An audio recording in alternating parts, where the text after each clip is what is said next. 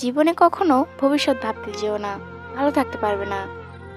আমরা সবাই হয়তো ভাবি যে আরো সামনের দিন আছে, কেটে যাওয়া দিনের থেকে হয়তো আরো ভালো।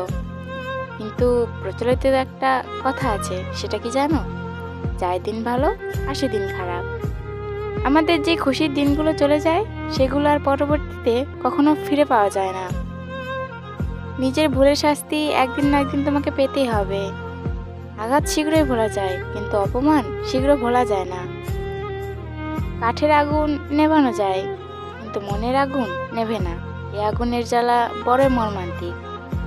জীবনে কিছু করতে গেলে লোকের অনেক কথা তোমাকে সহ্য করতে হবে, আর কিছু পেতে গেলে তোমাকে ধৈর্য ধরতে হবে। মনে যাই থাক, কখনো কখনো মানুষের মুখের ওপর ভালো ব্যবহার করা উচিত। নিজের উদ্দেশ্য যদি সফল করতে চাও, তাহলে একটু চুপ করে থাকাই ভালো। কারণ অতি চঞ্চল হলে নিজের বিপদ নিজে ডেকে আনবে।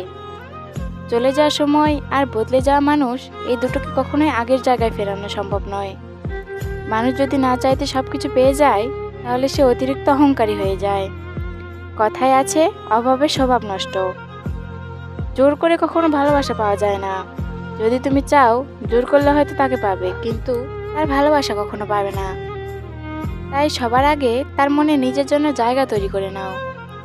নিজের ইচ্ছা শক্তিকে কখনো শেষ হতে দিও না। তোমার ইচ্ছা শক্তির দ্বারাই তুমি সবকিছু জয় করতে পারবে। আর সেটা যদি নষ্ট হয়ে যায়, কখনো সেই জায়গায় পৌঁছাতে পারবে না যেখানে তুমি পৌঁছাতে চাইছো। সফলতার মাঝে অনেক ধরনের বাধা আসবে, সেই বাধা কাটিয়ে ওঠার শক্তি থাকা ভীষণ প্রয়োজন। সফলতা তার এমনি এমনি তোমাকে ধরা দেবে না।